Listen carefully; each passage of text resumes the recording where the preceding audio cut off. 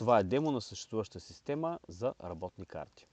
Започваме с екрана, в който се логва потребител, имаме парола и влизаме, за да ползваме работните карти. Няколко неща, които виждаме веднага са табове. Имаме работни карти, това са шаблоните, които са готови за ползване. Договори, тук имаме както подписаните, така и неподписани договори. Те са запазени до там, докъдето са попълнени. Системата е направена така, че да не се губят данни, ако случайно нещо се случи по време на попълване на картата. В потребители може да видим потребителите, можем да променим и да изтрием от админският профил. И на темплейти може да създадем нов чеклист темплейт или да копираме, за да продължим работа по някои от съществуващите и да ги променим. Или пък можем да изтрием такъв и също имаме още една опция от тук, да започнем да създаваме темплейт или така наречения шаблон. Връщаме се на работни карти. Нека да изберем този на случайен принцип. Въвежда се имейл на клиента.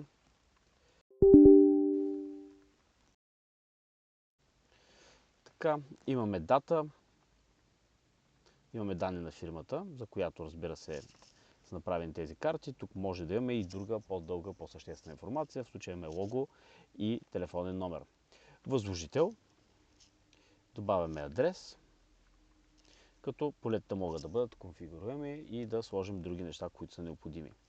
Съответно, тук имаме информация, която също може да бъде променена за всеки вид бизнес.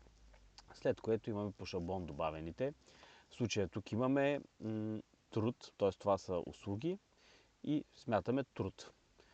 Можем да променяме, ако преценим мярката и единичната цена, това може и да се заключи за бизнеси, които искат да ни дават тази опция на служителите си.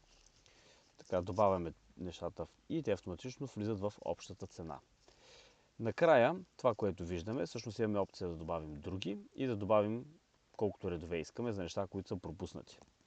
Накрая имаме обща сума. На тази сума можем да добавим или левова отстъпка, или процентна отстъпка.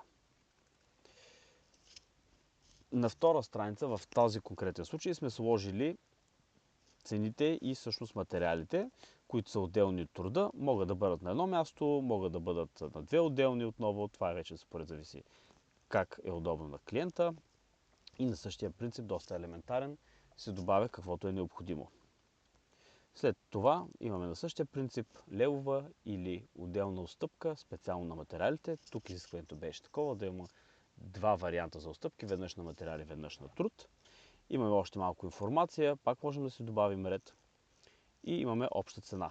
Можем да добавим снимки, може добавянето на снимки да бъде задължително, да се добавят 2-3, колкото са необходими и за да сме сигурни, че ги имаме като част от досието на извършената работа. След което имаме кратко резюме на това какво се съдържа. Имаме подписи на приелия и на предалия стоката и услугата. Добавят се име и фамилия и можем да приключим поръчката.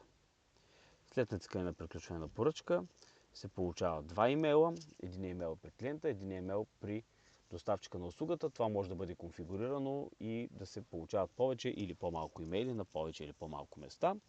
И разбира се, имаме опцията да свалим като PDF това, което сме попълнили. И също така го имаме налично в договори. Благодаря, че гледахте това демо. Пожелавам хубав ден!